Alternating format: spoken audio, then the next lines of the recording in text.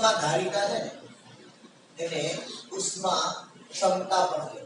શું કહેવાય છે? ઉષ્મા ક્ષમતા. અને ઇંગ્લિશમાં કેવું હોય તો હીટ કેપેસિટી. શું કહેવાય? Heat capacity. બરાબર? ચાલો, ઉષ્મા ધારિતા કે ઉષ્મા ક્ષમતા શું છે? પહેલી વાત છે કે જ્યારે પ્રણાલી છે એ પ્રણાલી એક અવસ્થામાંથી બીજી અવસ્થામાં જતી હોય તો પ્રણાલીમાં કંઈક થતું હોય છે ત્યારે એ દરમિયાન પ્રણાલી કેટલી ઉષ્મા મેળવે છે, એ દરમિયાન પ્રણાલી કેટલી ઉષ્મા મેળવે છે, આ ઉષ્મા જે મેળવે છે એનું માપન આપણે જોવાનું છે કેટલું છે. હવે કેટલી ઉષ્મા મેળવે પ્રણાલી, તો કે એના ઉપર આધાર રાખે કે પ્રણાલીની અંદર દ્રવ્યનો જથ્થો કેટલો છે. કોના ઉપર આધાર રાખે? પ્રણાલીની અંદર દ્રવ્યનો. દાખલા તરીકે તમે બાઉલની અંદર પાણી ગરમ કરતા હો, બરાબર, તો એ પાણી કેટલી ઉષ્મા મેળવશે? તમે ગરમ કરવા માટે પાણી ઉષ્મા આપવું પડે ને, બરાબર. હવે માનો કે તમે બાઉલમાં પાણી ગરમ કરતા હોય, બરાબર, અને મોટા એક ટોપિયામાં પાણી ગરમ કરો, ઝડપથી ક્યાં થશે? બંને છે પાણી, બંને સ્ટવ ઉપર મૂકાશે ને આપણે, છતાં પણ બાઉલમાં શું ગરમ થશે? ઝડપથી પાણી ગરમ થઈ જશે. શા માટે? જથ્થો કેવો છે? ઓછો. બરોબર છે. તો ઉષ્મા ધારિતા શું છે? તો કે જે તમારી પ્રણાલી છે એ પ્રણાલીને તમારે કેટલી ઉષ્મા આપવી પડશે એ એક અવસ્થામાંથી બીજી અવસ્થામાં જવા માટે. તો એ એના ઉપર આધાર રાખશે. કોના ઉપર આધાર રાખશે? કે દ્રવ્યનો જથ્થો કેટલો છે. એટલા માટે યાદ કરો, આપણે માત્રાત્મક ગુણધર્મની અંદર મૂકી ઉષ્મા ક્ષમતા કે ઉષ્મા ધારિતાને શેની અંદર મૂકેલી હતી આપણે એને? બરાબર, માત્રાત્મક ગુણધર્મની અંદર આપણે એને મૂકેલી હતી. બરાબર. ચાલો, હવે સર કેટલું તાપમાન આપણે એને આપવાનું છે, કેટલી ઉષ્મા મેળવે કેમ ખબર પડે? તો કે દરેક પદાર્થોની જો જુદું જુદું હોય, મતલબ તો પાણી હોય તો એના માટે જુદી ઉષ્મા હોય, કોઈ બરફ હોય તેના માટે જુદી ઉષ્મા હોય, કોઈ બીજો પદાર્થ હોય તેના માટે જુદી ઉષ્મા હોય, એક અવસ્થામાંથી બીજી અવસ્થામાં લાવવા માટે. પણ તો કે એટલી બધી રાહ નહીં જોવાની, એક અવસ્થામાંથી બીજી અવસ્થામાં આવે ત્યાં સુધી એ પદાર્થ છે એનું તાપમાન 1 ડિગ્રી સેલ્સિયસ વધારવું. કેટલું? જેટલું તાપમાન હોય એમાં કેટલું તાપમાન વધારવાનું? કે એ પદાર્થનું તાપમાન 1 ડિગ્રી સેલ્સિયસ તમારે વધારવું હોય તો કેટલું તાપમાન આપવું પડે? સમજમાં આવ્યું? બરાબર. તો પહેલી વાત તો એ આવે કે જુદા જુદા પદાર્થોને ઉષ્માનો જથ્થો જુદો જુદો હોય, મતલબ ઉષ્મા એ કોના સમપ્રમાણમાં છે? કે તાપમાનના ફેરફારના સમપ્રમાણમાં છે. કારણ તમને જુદા જુદા પદાર્થોને તાપમાન કેવું હશે? જુદું જુદું હશે. અને ઉષ્મા તો શબ્દ સમજો, આ Q છે એ ઉષ્મા છે, T છે એ તાપમાન છે. ઉષ્મા અને તાપમાન બંને એક નથી, આ સમજો પાછું. ઉષ્મા અને તાપમાન બંને એક નથી. ઉષ્મા શું છે અને તાપમાન શું છે? માનો કે તમે પાણી છે એને ગરમ કરો, પાણી છે એને શું કરો? તો પાણી છે એનું તાપમાન છે એ માનો કે પહેલા 25 ડિગ્રી સેલ્સિયસ તાપમાન હતું, હવે તમે એને ગરમ કર્યું. હવે તમે શું કર્યું? ગરમ કર્યું એટલે પાણીએ શું કર્યું? ઉષ્મા મેળવી. તમે તાપમાન આપ્યું પાણી એટલે પાણીએ શું કર્યું? ઉષ્મા મેળવી. એ જે જથ્થો છે એ શું છે? ઉષ્મા છે. પણ તમે પાણીમાં થર્મોમીટર મૂકો છો અને જે તમે નોંધો છો એ શું નોંધો છો? તાપમાન, નહીં કે ઉષ્મા. સમજમાં આખી વસ્તુ કે એ પદાર્થનું તાપમાન વધારવા તમારે કેટલી ઉષ્મા આપવી પડે?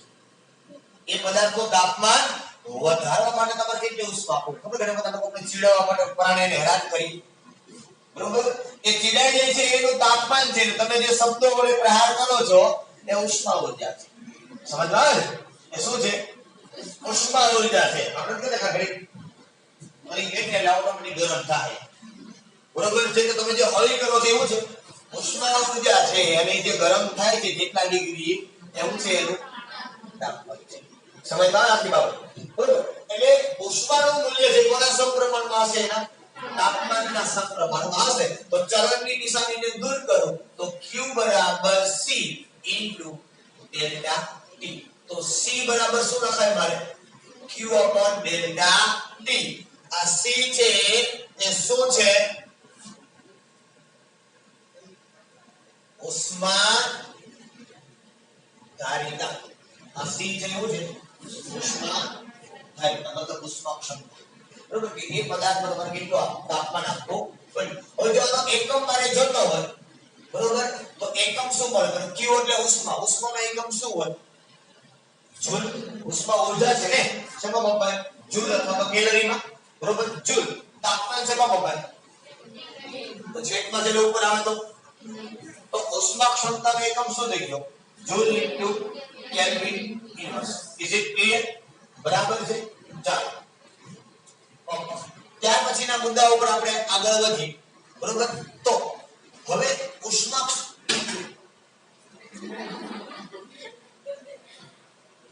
દર વખતે પેન્ટમાં લાગી જાય છે.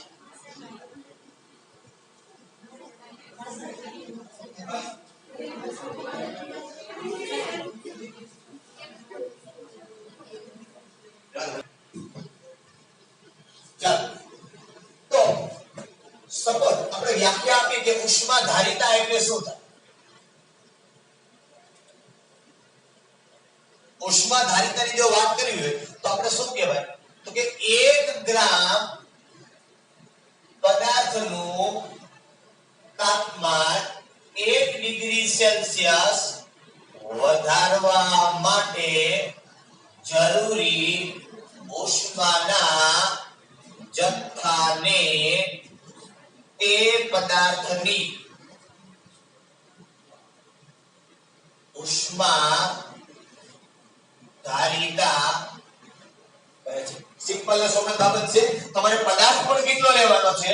1 ગ્રામ. કારણ કે જુદા જુદા પદાર્થ માટે ઉષ્માનું મૂલ્ય તમારે કેવું આપવું પડે? જથ્થો જુદો હોય તો જુદો આપવું પડે. આપણે શું નક્કી કર્યું કે પદાર્થ કેટલો લેવાનો? 1 ગ્રામ લેવાનો જથ્થાની. એટલે કે 1 ગ્રામ પદાર્થનું તાપમાન તમારે કેટલું અપગ્રેડ કરવાનું છે? 1 ડિગ્રી સેલ્સિયસ. બ્લુ પેન એટલે નાની ચપડી. નવા ક્લિયર હતું ઉષ્મા મિનિટમાં છે કે પદાર્થ જે 1 ગ્રામ એનું તાપમાન કેટલું આપવાનું છે આપણે? 1 ડિગ્રી સેલ્સિયસ. એ દરમિયાન જેટલો ઉષ્માનો જથ્થો તમારે આપવો પડે એને શું કહેવાય? ઉષ્મા ધારિતા અથવા તો ઉષ્મા ક્ષમતા. હવે ઉષ્મા ક્ષમતા છે જનરલી C વડે દર્શાવી. શા માટે? તો કે H વડે તમે ન દર્શાવો. H વડે આપણે કોને દર્શાવી હતી? એન્થાલ્પી ને. ઉષ્મા ઊર્જા ને એન્થાલ્પી ને આપણે દર્શાવી દીધા છે પહેલા. એટલે હવે આ વાત ઈ જ છે. બાકી ઉષ્મા ઊર્જા છે એક પ્રકાર. એના જેવી જ વાત છે. એટલે હવે વિશે આપણે દર્શાવશું આપણે ઉષ્મા ધારિતાને C વડે. Heat capacity. બરોબર. કેપેસિટી મતલબ ક્ષમતા. બરોબર. ધારિતા મતલબ ધારણ કરે છે. પદાર્થ છે એ કેટલી ઉષ્મા ધારણ કરે છે. શબ્દ આ સમજમાં આવે છે. ધારિતા મતલબ બીજું કઈ શું કે પદાર્થ છે એ કેટલી ઉષ્મા ધારણ કરી શકે, સ્વીકારી શકે, મેળવી શકે. બરોબર. હવે આમાં પણ જુદી વસ્તુ હોય કે જુદા જુદા પદાર્થનું તાપમાન 1 ડિગ્રી સેલ્સિયસ વધારવા માટે તમારે ઉષ્મા ઊર્જા કેવી આપવી પડે? જુદી જુદી. સપોઝ હું તમને સિમ્પલ વાત કરું કે 1 ગ્રામ પાણીનું તાપમાન મારે 1 ડિગ્રી સેલ્સિયસ વધારવું છે અને આ બોલ પેન છે, બરાબર, આ પ્લાસ્ટિક છે, આ પ્લાસ્ટિકના 1 ગ્રામનું વજન મારે 1 ડિગ્રી સેલ્સિયસ વધારવું છે. બંનેની અંદર એક સરખો ઉષ્માનો જથ્થો આપવો પડે નહીં ને. એનો મતલબ એ કે જુદા જુદા પદાર્થની ઉષ્મા ધારિતા પણ કેવી હશે? સમજમાં આવે છે આખી બાબત? તો આપણે અહીંયા સૂત્ર લખીએ તો અહીંયા લખાય કે C બરાબર Q upon W into delta T. W શું છે? 1 ગ્રામ વજનની વાત કરી લે આપણે. બરોબર. જો અહીંયા એકમ લખવો હોય તો Q નો એકમ જૂલ, W નો એકમ ગ્રામ. તો એ કિલોગ્રામ નો લાગે. વજનનો એકમ નો ડાઉટ કિલોગ્રામ થાય. પણ અહીંયા આપણે શું કહી દીધું છે? અહીં શું લખવાનું છે? ગ્રામ ઇન્ટુ કેલ્વિન. સિમ્પલ. ઓકે. ત્યાર પછી આવી એક બીજું આવે એને કહેવાય વિશિષ્ટ અથવા તો મોલર ઉષ્મા ધારિતા. બહુ સિમ્પલ છે. આપણને 1 મોલ પદાર્થનું તાપમાન 1 ડિગ્રી સેલ્સિયસ વધારવા માટે જરૂરી ઉષ્માના જથ્થાને તે પદાર્થની મોલર ઉષ્મા ધારિતા કહે છે. શું કહેવાય? મોલર ઉષ્મા ધારિતા. સમજમાં આવે આખી બાબત? અહીંયા આપણે શેની વાત કરી? 1 મોલ છે. શા માટે મોલ તમે લેવા? કે ભાઈ પદાર્થનો જથ્થો રસાયણ વિજ્ઞાનની અંદર મોલમાં માપવામાં આવે.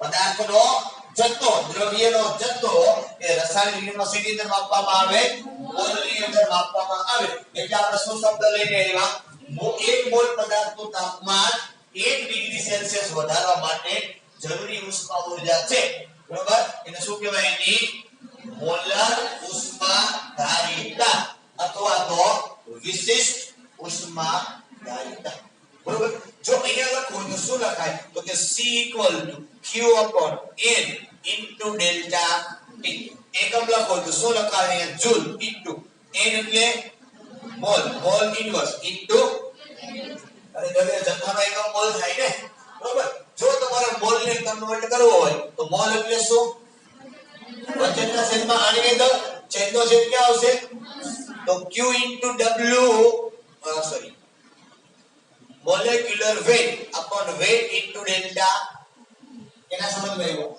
મોલ ને આપણે શેમાં કન્વર્ટ કર્યો વચનના છેદમાં આની અંદર કેમ આવશે ઉપર molecular weight ના છેદમાં વજન થઈ ગયું રેટ તો એકમ દાવા પડી જાવ મોલ ને બદલે એનએસ ગ્રામ ગ્રામ બેમાંથી ઉડી જશે બરોબર કારણ કે મોલેક્યુલર વેટ નો એકમ શું થાય ગ્રામ પર મોલ વજનનો એકમ ગ્રામ અહીંથી ગ્રામ ગ્રામ ઉડી જાય એકમ તો આ જ હશે બરાબર ચાલો આ થઈ ગઈ શું તમારી વિશિષ્ટ અથવા તો મોલર ઉષ્મા ધારિતા ઓકે આગળ વધીએ આપણે શું આપ્યું છે આદર્શ વાયુ માટે Cp અને Cv વચ્ચેનો સંબંધ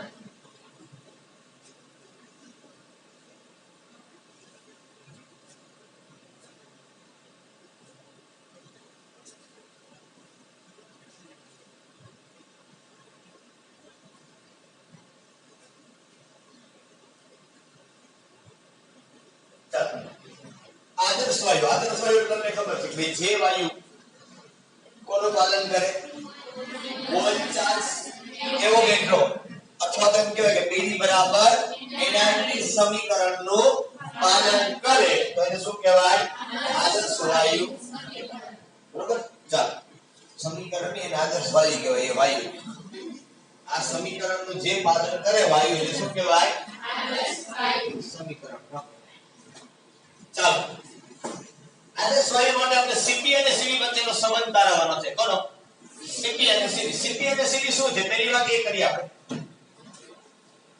બરોબર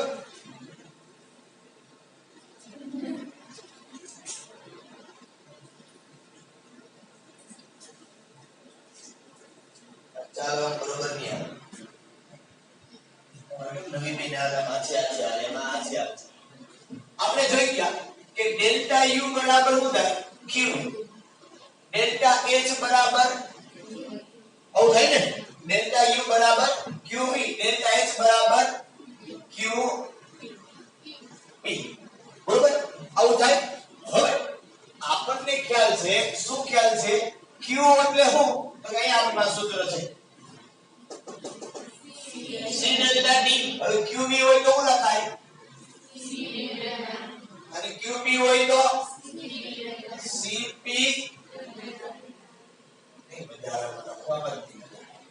CP into delta T સમજ ગઈ કે બાબત મોટી બાબત નથી જો QV એટલે શું કહેતા આપણે અચળ કદ ઉષ્મા મેળવે છે અચળ દબાણે ઉષ્મા મેળવે છે અહીંયા CV એટલે શું કહેવાય અચળ કદે ઉષ્મા ધારિતા અચળ દબાણે ઉષ્મા ધારિતા હવે આદર્શ વાયુ માટેની જો વાત કરી છે તો આપણે કહીએ કે 1 મોલ આદર્શ વાયુ માટે એટલે n બરાબર કેટલા થઈ જાય 1 મોલ તો આવું આપણે લખી શકીએ delta H equal to delta U plus delta Ng RT પણ n બરાબર કેટલા લઈ જશે n બરોબર છે હવે શું થશે અહીંયા તો કે ડેલ્ટા H બરાબર ડેલ્ટા U વત્તા ડેલ્ટા ખરેખર ડેલ્ટા RT હોય ને તો ખરેખર આને શું લખાય તો આવી રીતે થાય જો આવી રીતે હોય ને કે ડેલ્ટા R અને T તો આનું શું થાય ડેલ્ટા R into T અને વત્તા T into ડેલ્ટા જો નવતા પછી બે R into ડેલ્ટા T પણ પ્રશ્ન શું છે કે અહીંયા તમે ડેલ્ટા R ન લખી શકો શા માટે આ શું છે? કયો અચળાંક? આદર્શ વાયુ અચળાંક. આ L2D શું છે? ફેરફાર. હવે અચળાંકના મૂલ્યમાં કોઈ ફેરફાર ન થાય તો એને અચળાંક કેવો કેમ? જો અચળાંકના મૂલ્યમાં ફેરફાર થતો હોય તો અચળાંક કેમ કેવો? સમજતા હશો? એટલે ન્યા તમે ડેલ્ટા લખી શકો નહીં. ન્યા ન લખી શકો. અહીં શું લખાય તો કે ડેલ્ટા H બરાબર ડેલ્ટા U વત્તા R ઇન્ટુ ડેલ્ટા. સમજદારી આખી બાબત. ડેલ્ટા H એટલે શું છે? તો ઉપર મેં લખ્યું છે. શું લખ્યું છે? Cp delta T Cv delta વત્તા R ઇન્ટુ ડેલ્ટા. તો આયા હું કા Cp ડેલ્ટા T અહીંયા Cv વત્તા R. સમજમાં આવે? બહુ સાદી સમીકરણ છે. ડેલ ટુ ટી Q તો Cp બરાબર Cv વત્તા R. Cv ને લઈ લો અંદર. Cp માઈનસ Cv બરાબર આ થઈ ગયો Cp અને Cv વચ્ચેનો. આપણે ઘણી વખત કે અવારનવાર આવું પણ તમને આપવામાં આવે છે. કેવું આપવામાં આવે છે? તો કે Cp upon Cv equal to gamma equal to 1.4. ગુણોત્તર Cp અને Cv ના મૂલ્યનો શું આવે છે? ગુણોત્તર. એ કેટલો હોય? તો બેમાં જેટલો હોય અચળ મૂલ્ય હોય એનું મૂલ્ય કેટલું હોય? 1.4. જો આ છે ને Cp અને Cv ખાસ આદર્શ વાયુ માટે છે. તો ખરેખર કોઈ વાયુ આદર્શ નથી. અમુક તાપમાને અને અમુક દબાણે એની વર્તણૂક છે કેવી હોય છે? આદર્શ વાયુ જેવી. કોઈ પણ વાસ્તવિક વાયુ જે આદર્શ વાયુ હોતો નથી. આપણે આવું ભણી ગયા છે. બરોબર? પણ અમુક તાપમાને અને અમુક દબાણે એની વર્તણૂક છે કેવી હોય છે? આદર્શ વાયુ જેવી હોય છે. હવે આ વેલ્યુ સર કોના માટે છે? તો કે જુદા જુદા વાયુ માટે Cp upon Cv નો ગુણોત્તર છે કેવો હોય છે? જુદો જુદો હોય છે.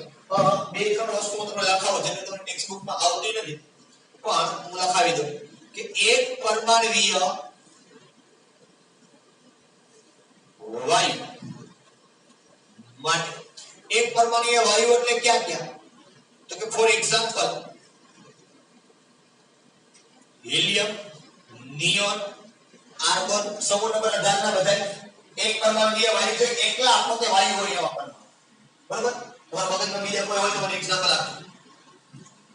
તો એના માટે Cp equal to 5 થાય અને Cv equal to 3 થાય.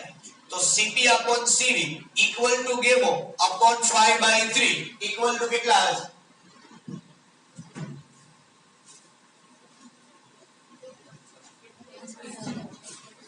1.6. પછી કઈ આવે છે?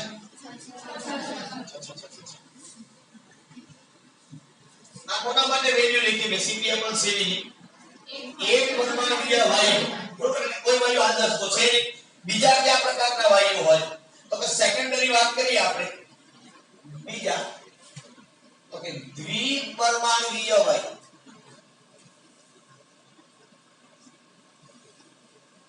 માટે દ્વિપરમાણુય વાયુમાં કોણ આવે? તો કે for example O2 H2 X2 N2. Okay હોય ને X2 માં ખબર પડે ને? X2 એટલે કોણ?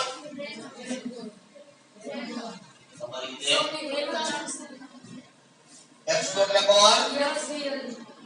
સમૂહ નંબર 17 ક્લોરીન, ક્લોરીન, બ્રોમીન અને આ દવા ખાવ તમે ઝેનોનનું સૂત્ર Xe થાય નહીં કે X2.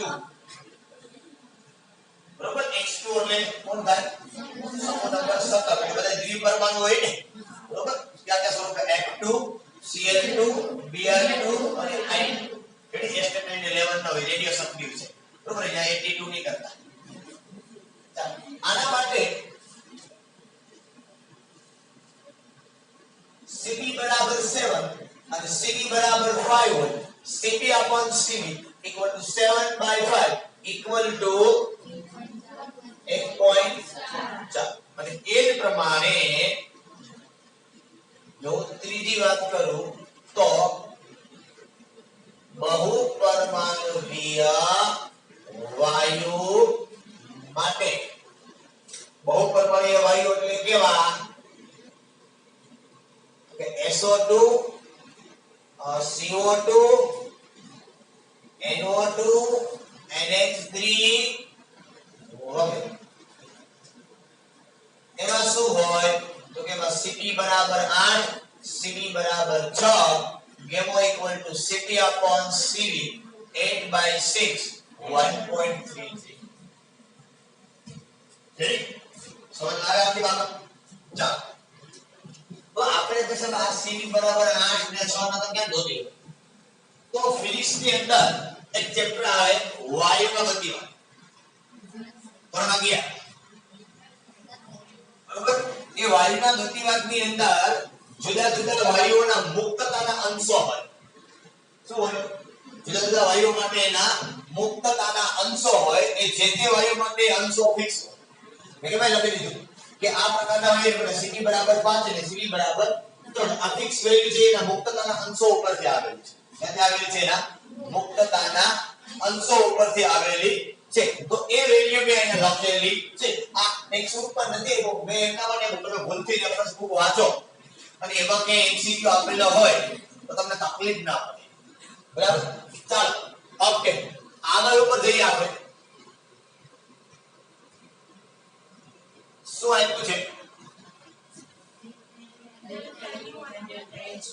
ડેલ્ટા યુ અને ડેલ્ટા એચ નો તો એ માત્ર સાધારણ આપેલા છે ડેલ્ટા એચ અને ડેલ્ટા યુ શું છે હમણાં આપણે જોયું તમને ખ્યાલ હોય તો હમણાં આપણે વાત કરી કે ડેલ્ટા યુ બરાબર શું છે q ડેલ્ટા એચ બરાબર શું છે q હવે ડેલ્ટા યુ એટલે અચળ પદે ઉષ્માનું માપન થાય છે ક્યારે અચળ પદે શેનું માપન થાય છે ઉષ્મા q એટલે આંતરિક ઊર્જા થાય અચળ પદે શેનું માપન થાય છે ઉષ્મા એ શું છે આંતરિક ઊર્જા અચળ દબાણે ઉષ્માનું માપન કરો એ શું છે આપણી એન્થાલ્પી બરોબર તો કેવી રીતે માપવામાં આવે એની માત્ર વાત કરવામાં આપણને આવી છે કે જ્યારે કોઈ પણ પદાર્થ છે બરોબર એની આંતરિક ઊર્જા તમારે અચળ પદે માપવી હોય કે એની એન્થાલ્પી અચળ દબાણે માપવી હોય તો શેની મદદથી માપવામાં આવે બરોબર તો આજે q ની માપવામાં આવે એને કહેવાય બોમ્બ કેલોરીમીટર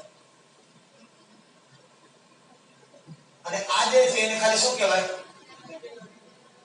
કેલોરીમીટર પછી આ કેલોરીમીટર છે શું પહેલી વાત કહી દઉં આંતરિક ઊર્જા માપો કે એન્થાલ્પી માપો એન્થાલ્પી કે આંતરિક ઊર્જાનો એકમ કેલરી શું હોય તો કેલરીનું માપન કરવું છે એટલે કે કેલરી મિતિ એટલે માપન કે તમે ભૂમિતિ કયો ત્રિકોણ મિતિ કયો મિતિ એટલે માપન ત્રિકોણનું માપન કરો ને ત્રિકોણ મિતિની અંદર પછી કે કરતા હોય તમે બરોબર મિતિ એટલે માપન તો કેલોરી મિતિ મતલબ શું કેલરી માપવાની છે એની ઊર્જા માપવાની છે તમે બિસ્કિટનો પેકેટ ને પાછળ લખ્યો આટલી કેલરી તમને મળે એ ઊર્જાનું મૂલ્ય આપેલું હોય કે તમે આ બિસ્કિટનું પેકેટ ખાઓ પાર્લે જેવો તો તમને શરીરમાં આટલી ઊર્જા મળે સમજ આવે આટલી બાબત બરોબર તો આંતરિક ઊર્જા માપવી છે અને એન્થાલ્પી તો ખરેખર તમારે માપવાની શું છે કેલરી માપવાની છે શું માપવાની છે કેલરી એટલા માટે શું કીધું કેલરી મિતિ આ બેની માટે અને એના ઉપર જે સાધનનું નામ આપ્યું શું આપ્યું કેલોરી મીટર એને કીધું હવે પેલું જે કીધું બોમ્બ કેલોરી મીટર એમાં બોમ્બ પ્રોબ્લેમ નથી આવતો બરોબર જો તમે જોવો ને તેમાં નીચે એક બરફ વાળો એક ભાગ લીધો ને એટલે બધું નીચે સ્ટીલનું પાત્ર આવ્યું છે કે કાળા કલરથી એ સ્ટીલનું પાત્ર છે ને એની અંદર ઉષ્માનો સંગ્રહ થાય સ્ટીલના પાત્રમાં શું થાય તમે ગરમ કરો અને ગરમ તો થશે ને તો ઉષ્માનો જથ્થો હોય એની અંદર સંગ્રહ થાય એ ઉષ્મા દૂર નથી થઈ શકતી ઉત્પન્ન તો થવી છે અને તમે ઉષ્મા આપો એટલે કદાચ ઉષ્મા ગુમાવો થઈ તમે પ્રણાલીને શું કરશો ઉષ્મા આપશો બરોબર કારણ કે આનો મતલબ શું થાય અચળ પદે પ્રણાલી ઉષ્મા મેળવે છે ધન છે એટલે તમે નાખો માનો કે આ બોમ્બ કેલોરીમીટર છે અને હું લીધે ઉષ્મા આપું છું તો અહીંયા જે સ્ટીલનું એક પાત્ર એ બધું લીધેલું ચોરસ ટાઉસ વાળો દેખાય છે આખું બરોબર એ શું છે સ્ટીલનું પાત્ર આ સ્ટીલના પાત્રની અંદર ઉષ્મા ભરેલી હોય એટલે આ બોમ્બ જેવું થઈ જાય ઉષ્મા જેનો જથ્થો પ્રચંડ હોય એની અંદર સમજમાં છે સ્ટીલના પાત્ર એટલા માટે કેલોરીમીટરને શું કહેવામાં આવે બોમ્બ કેલોરીમીટર ખબર આપણે નાના હતા ત્યારે પેપ્સી ખાઈ સિઝનેબલ એક્ઝામ્પલ પ્રમાણે પછી આપણે અંદર ભૂખ પડી હવા ભરી માછલી બનાવી પછી છોડતા યાદ આવે તમે કઈ હોય તો ખબર બરોબર હવે 25 પૈસા કે 50 પૈસા કે રૂપિયાની એક પેપ્સી આવતી બરોબર પણ એક પેપ્સીનો આપણે સંપૂર્ણપણે ઉપયોગ કરી લેતા એક કોથળીમાં પેપ્સી ખવાઈ જાય પછી પણ શું કરતા એની અંદર આપણે કે પાણી ભરી પછી એની માછલી બનાવે છે, બરોબર, અને એ મહિના પછી આપણે એને તોડીએ, બરોબર. તો કહેવાનો મતલબ એવો કે આપણે પ્રેશર ક્રિએટ થાય ને, હવે તમને ખબર પડે શું ક્રિએટ થાય, પ્રેશર ક્રિએટ થાય, અને તમે હવા ભરી કે પાણી ભર્યું જે પણ ભરો એટલે પ્રેશર ક્રિએટ થશે, બરોબર. તો સેમ અહીંયા એ સ્ટીલના પાત્રમાં પ્રેશર ક્રિએટ થાય, તમે નીચેથી ઉષ્મા આપશો, કદ નથી બદલાવ, કારણ કે સ્ટીલનું પાત્ર એટલે જ રાખ્યું, પણ એનું કદ બદલવું જોઈએ, તમે ગમે એટલું પ્રેશર આપો, બરોબર છે. સ્ટીલનું પાત્ર છે એમાં કઈ કદમાં ફેરફાર થવાનો નથી, એટલે અંદર જે ઉષ્માનો સંગ્રહ થશે એ બોમ્બની જેમ વર્તન કરશે, એટલા માટે કેલરીમીટર નામ શું આપવામાં આવ્યું છે, બોમ્બ કેલરી મીટર. અને ડેલ્ટા એચ અચળ દબાણ, હવે દબાણ અચળ છે તો અહીંયા કઈ બોમ્બ તો થવાનો છે નહીં, બરોબર, એટલા માટે ખાલી એનું નામ શું આપ્યું, કેલરી મીટર. બીજું કઈ આપણે જોવાનું છે એ માત્ર આટલી માહિતીની અંદર છે, એટલે જ્યાં તમને આપ્યું છે ડેલ્ટા યુ નું માપન એની બાજુમાં લખી નાખો અચળ કદ, અને કોની અંદર લખી નાખો અચળ દબાણ ઉષ્માનું માપન, એટલે અચળ કદ ઉષ્માનું માપન, કોની અંદર લખજો અચળ દબાણ અને ઉષ્માનું માપન. બે સાધનનું નામ ખાલી યાદ રાખો કે ડેલ્ટા યુ નું માપન તમે કરો છો એ બોમ્બ કેલરીમીટર છે, અને ઓલું જે છે એવું છે કેલરીમીટર છે, બરોબર. આ સાધનોના નામ માત્ર આપણે યાદ રાખવાના છે, બીજી કઈ વસ્તુ આપણા માટે અગત્યની નથી.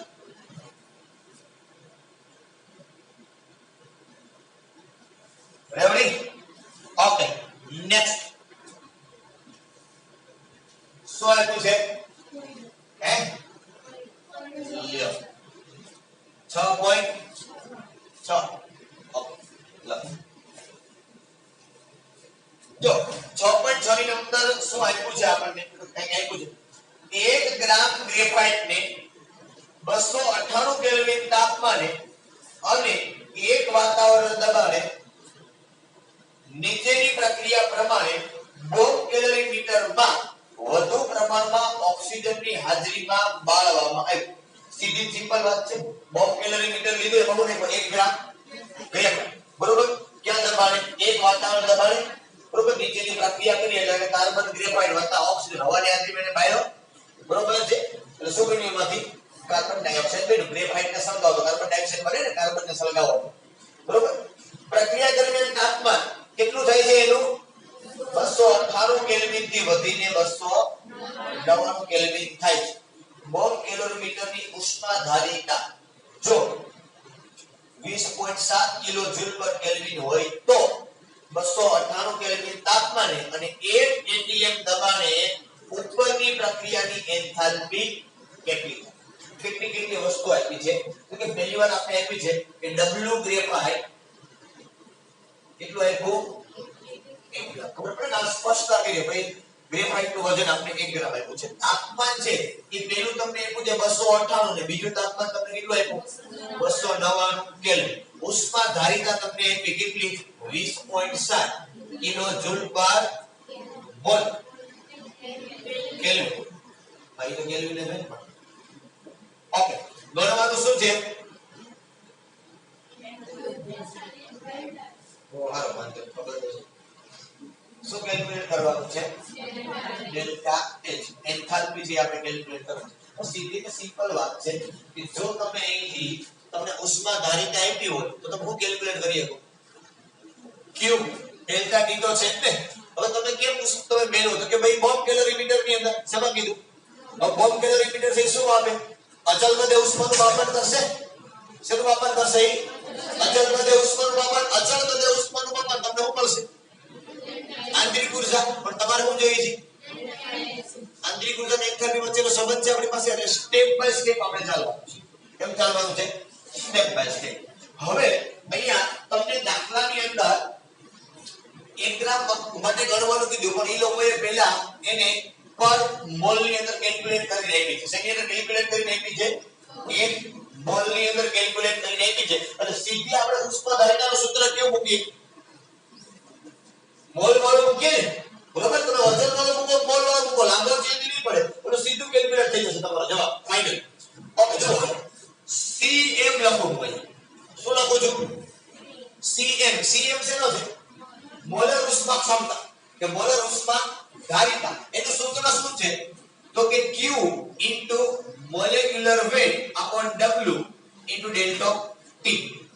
તો cm બરાબર શું થાય, q કેટલો છે 20.7 એને ગુણ્યા મોલેક્યુલર વેટ કોની વાત કરીએ છીએ મતલબ કાર્બન કે બીજું કાઈ તો કાર્બન નો મોલેક્યુલર વેટ કેટલો 12 ના છેદમાં w વેટ કોનો કેટલું 1 ડેલ્ટા ટી કેટલો છે તો કે 299 માઈનસ 200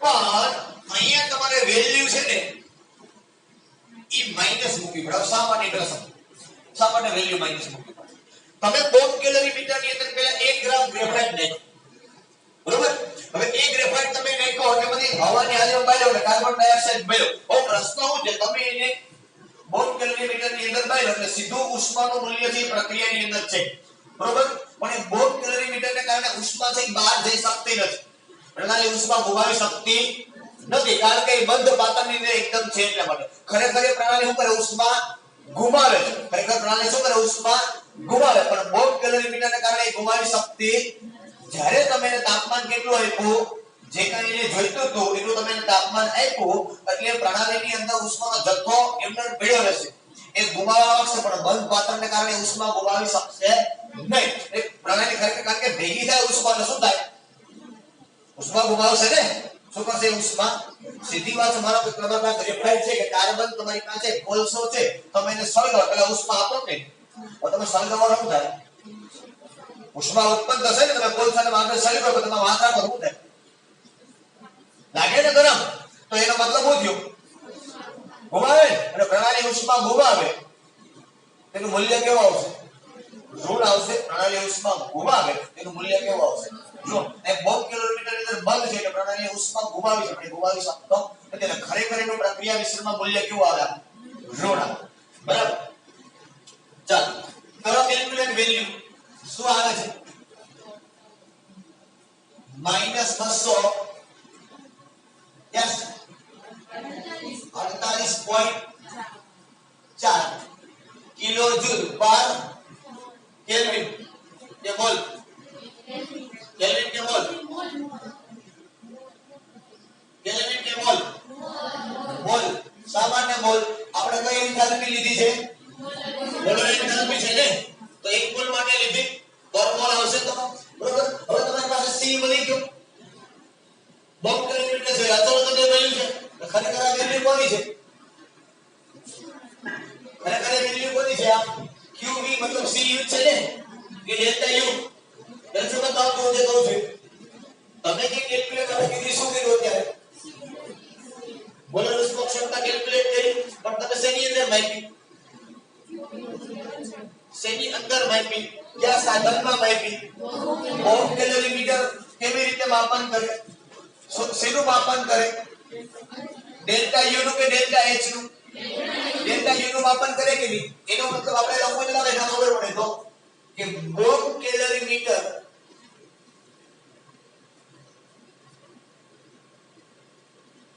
માપન કરેલ છે માટે delta U equal to QV અને ઇક્વલ ટુ આ CV થઈ જાય CV મતલબ ભલે મોલર ઉષ્મા ક્ષમતા એટલે મોલમાં ગઈ છે એટલા માટે બરોબર તો આ કેટલી થાય -248.4 કિલો જૂલ પર મોલ આપણે ખરેખર જોઈ લીધું છે ગણવાનું શું કીધું આપણે ડેલ્ટા H મૂકો સૂત્ર કે delta H equal to delta U plus delta Ng તો આપણે ડેલ્ટા H જોઈ છે ડેલ્ટા U કેટલો છે -248.4 વત્તા ડેલ્ટા Ng પ્રક્રિયા તમને આપી જો ડેલ્ટા Ng એટલે શું પહેલી વાત કરીએ ડેલ્ટા Ng એટલે શું વાયુનું નિપજોના મોલ માઈનસ પ્રક્રિયકના મોલ કાઢો કેટલા થાય છે વાયુનું પ્રક્રિયકના મોલ સોરી નિપજના મોલ કેટલા છે નિપજના મોલ કેટલા 1 1 - 1 0 તો અહીં લખી નાખો વત્તા 0 અને એને ગુણ્યા RT સમજમાં કે આવતું બરોબર તો ડેલ્ટા H બરાબર શું થાય -248.4 કિલો જૂલ પર બીજી વખત મોટી ની અંદર ચાલો ત્યાર પછી થોડો કેવો ભાગ છે આપણી પાસે એટલે નાની એક વાત કરી. ચાલો શું આપ્યું છે? એન્થાલ્પી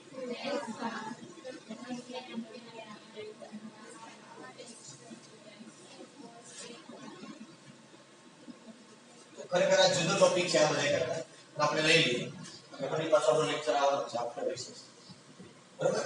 એન્થાલ્પી ફેરફાર માટે વાત કરી હતી. એન્થાલ્પી ફેરફાર ક્યારે માપન કરવાનો હતો કે આપણે જે માપન કરતા હતા એ શું હતું તો કે એન્થાલ્પી ફેરફાર હતો બરાબર. પણ અહીંયા એન્થાલ્પી ફેરફાર એટલે શેની વાત કરી તો કે સ્પષ્ટપણે તમને એવું કીધું પ્રથમ નંબર આપી અને શું તો કે પ્રક્રિયા એન્થાલ્પી ફેરફાર મતલબ શું તો કે જ્યારે રાસાયણિક પ્રક્રિયા થાય શું થાય જ્યારે રાસાયણિક પ્રક્રિયા થાય એ દરમિયાન એન્થાલ્પી ફેરફાર કેમ થાય. હવે આપણે અહીંયા કોઈ પણ પ્રક્રિયા છે માપવાનું બે રીતે છે. કઈ રીતે? પ્રારંભિક અવસ્થામાં અને અંતિમ અવસ્થામાં. તો આપણે જોવાનું એ છે કે અહીંયા આનું માપન કેમ કરવાનું હોય તો કે જ્યારે એન્થાલ્પી ફેરફાર માપો છો ત્યારે નિપજ માઈનસ પ્રક્રિયક માપન કરવું પડે. કેમ માપન કરવું પડે? નિપજ માઈનસ. તો સીધી ને સિમ્પલ વાત છે. અને કોઈ પણ રાસાયણિક પ્રક્રિયા એન્થાલ્પી એટલે શું કહેવાય તો કે રાસાયણિક પ્રક્રિયા સાથે સંકળાયેલી એન્થાલ્પી. અને શું કહેવાય સમજમાં? પ્રક્રિયા નહીં કઈ પ્રક્રિયાની વાત કરવાની છે આપણે? રાસાયણિક પ્રક્રિયાની. તો શું કહેવાય? રાસાયણિક પ્રક્રિયા સાથે સંકળાયેલી એન્થાલ્પી ને શું કહેવાય? પ્રક્રિયા એન્થાલ્પી કહેવાય. તો વ્યાખ્યા લખીએ આપણે પહેલા. રાસાયણિક પ્રક્રિયા સાથે સંકળાયેલ એન્થાલ્પી ને શું કહેવાય? પ્રક્રિયા એન્થાલ્પી કહે. પ્રક્રિયા એન્થાલ્પી ને શેના વડે દર્શાવાય? બરોબર. તો એને દર્શાવાય delta R. R stands for reaction. Reaction એટલે આ આર શું દર્શાવે છે? રિએક્શન. પ્રક્રિયાની વાત કરતા શું કહેવાય એને? પ્રક્રિયા એન્થાલ્પી. હવે જો કોઈ પણ પ્રક્રિયા એન્થાલ્પી ખરેખર કેમ માપવાની હોય? કોઈ પણ પ્રક્રિયા છે એના માટે જો તમારે એન્થાલ્પી નું માપન કરવું હોય તો ડેલ્ટા આર એચ બરાબર એચપી માઈનસ અહીંયા એચપી પી એટલે શું છે? પ્રોડક્ટ. પ્રોડક્ટ એટલે નિપજ. આર એટલે રિએક્શન નહીં રિએક્ટન્ટ. અને રિએક્ટન્ટ એટલે પ્રક્રિયક. સમજો આ બે જુદા. આ આર છે એ પ્રક્રિયા રિએક્શન. આ આર છે એ પ્રક્રિયક રિએક્ટન્ટ ની વાત થઈ કે કોઈ પણ પ્રક્રિયાની તમારે એન્થાલ્પી માપવી તો કેમ માપવાની? નિપજની એન્થાલ્પી માઈનસ. પણ આવું ક્યારે બને તો કે ભાઈ જ્યારે આવી કોઈ પ્રક્રિયા થતી હોય ત્યારે ક્યારે R2P. R2P નો મતલબ શું? R એટલે શું? રિએક્ટન્ટ. એ પ્રક્રિયા થાય છે ને તો પ્રક્રિયકનું શેમાં રૂપાંતર થાય છે? નિપજ. પણ હવે એવું કમ્પલસરી તો હોય કે એક મોલ પ્રક્રિયકનું એક મોલ નિપજમાં રૂપાંતર થાય. મોલ સંખ્યા જુદી જુદી હોય ને. તો માનો તો મોલ સંખ્યા જુદી જુદી હોય તો શું કરવાનું? માનો કે આપણી પાસે આવી એક પ્રક્રિયા હોય બરોબર. કેવી? તો કે CH4 O2 થી CO2 H2O બે ને 3 અહીં મૂકો 2 અહીં મૂકો 2. રેડી? તો આવી પ્રક્રિયા હોય તો અહીંયા મને નિપજના મોલ કેમ લખવાનું કે નિપજની એન્થાલ્પી કેમ ગણવી તો કે નિપજ તો 2 છે અને બેયના મોલ માં કેવા? આવું જ્યારે બને ત્યારે કેવું કરવાનું તો કે આવું કરવાનું. કેવું? કે delta RH equal to summation of AI HP minus summation of BI HP. આ મોટી બાબત નથી. સમેશન એટલે સરવાળો. સમેશન એટલે AI એ શું છે તો કે નિપજોના મોલની સંખ્યાનો સરવાળો છે. કોના? નિપજોના મોલની સંખ્યા. આ BI એ શું છે? પ્રક્રિયકોના મોલની સંખ્યાનો શું છે? સરવાળો. બરોબર. દાખલા તરીકે જો આ જ પ્રક્રિયા તમારે દર્શાવવાની હોય તો તમને ખબર છે આ ગેસ છે આ મોલ લિક્વિડ આ ગેસ આ. તો આની એન્થાલ્પી કેમ લખાય તો કે આની એન્થાલ્પી આમ લખાય ડેલ્ટા RH ઇક્વલ પહેલા નિપજની લખવાની. નિપજમાં કોણ છે? પહેલા CO2. હું ડાયરેક્ટલી સીધી લખું છું HM એટલે મોલર એન્થાલ્પી કોઈ પણ એક મોલ હશે પ્રક્રિયકનો જેવો છે કે HM કોઈ પણ એન્થાલ્પી જનરલી શું દર્શાવીએ આપણે મોલર એન્થાલ્પી સામાન્ય મોલર કહીએ તો કે એ જનરલી દ્રવ્યના જથ્થા ઉપર આધાર રાખશે દ્રવ્યનો જથ્થો એ શેની અંદર માપવામાં આવે મોલ ની અંદર બરોબર આ m એટલે મોલર ઇંગ્લિશ શબ્દ ઉપરથી છે બરોબર HM શું લખશું આપણે એ તો કઈ લખશું CO2 ને CO2 કેવો છે ગેસ વત્તા આ કેટલા છે તો 2HM પૂછે H2O કેવો છે નિપજ પૂરી નિપજની એન્થાલ્પી પૂરી સરવાળો થઈ ગયો એનો જેટલા હતા પછી માઈનસ હવે કોણ આવશે પ્રક્રિયા કોણ આવશે પહેલા HM CH4 કેવો છે ગેસ વત્તા 2HM O2 અને કોણ છે આ થઈ ગઈ પ્રક્રિયા છે નથી બીજું કોઈ છે નહીં બરોબર માત્ર ને માત્ર શું છે કે પ્રક્રિયા એન્થાલ્પી ડેલ્ટા RH નિપજોની એન્થાલ્પીનો સરવાળો માઈનસ પ્રક્રિયકોની એન્થાલ્પીનો બીજું કઈ નવી બાબત નથી આ આપણે લખવામાં અઘરું લાગ પડે આની આપણે L સુધી કિંમત આપી દીધી 242.4 કિલો છે 343.4 કિલો છે આપણે સીધી કેલ્ક્યુલેટ વેલ્યુ કરવાની છે સીધી આંકડા મૂકવાના છે એટલે એ કઈ અઘરી બાબત નથી આને કદાચ જોતા અઘરું લાગે પણ જ્યારે આંકડા આપણે મૂકશું એટલે એકદમ સરળ બાબત છે કે મોટી બાબત આવતી નથી સમજદાર આપણે કેલ્ક્યુલેટ કરશું તમારે ખાલી આ બધી એન્થાલ્પીમાં સમજવાનું છે કે આ એન્થાલ્પી શું હોય કેમ દર્શાવવું બરોબર કારણ કે લગભગ મોટા ભાગની એન્થાલ્પી આપણે લગભગ ભણી ગયા છે અને ઘણા બધા પ્રકારની પ્રક્રિયા આપણે આગળ કરી એમાં ઘણી બધી એન્થાલ્પી હોય લેટિસ એન્થાલ્પી સર્જન એન્થાલ્પી જલીયકરણ એન્થાલ્પી ભણી ગયા આપણે બધી આયનીકરણ એન્થાલ્પી ઇલેક્ટ્રોન પ્રાપ્તિ એન્થાલ્પી મોટા ભાગની એન્થાલ્પીઓ આપણે ભણી ગયા છે બરોબર એટલે અહીંયા માત્ર આપણે સમજવાનું છે કઈ એન્થાલ્પીને શું કહેવાય કેવી રીતે એને દર્શાવાય અને શું ચેન્જ માપે છે કયો ફેરફાર માપે છે સમજાય આ પ્રક્રિયા એન્થાલ્પી શું માપે છે આખી પ્રક્રિયાની એન્થાલ્પી કેવી રીતે માપે તો કે નિપજોની એન્થાલ્પી માઈનસ પ્રક્રિયકોની એન્થાલ્પી જો એક કરતા વધુ નિપજ અને પ્રક્રિયકો હોય તો શું કરવાનું નિપજોની એન્થાલ્પીનો સરવાળો માઈનસ પ્રક્રિયકોની એન્થાલ્પીનો ક્લિયર વન બરાબર ચલો કાઢી નાખો પ્રિન્ટ આઉટ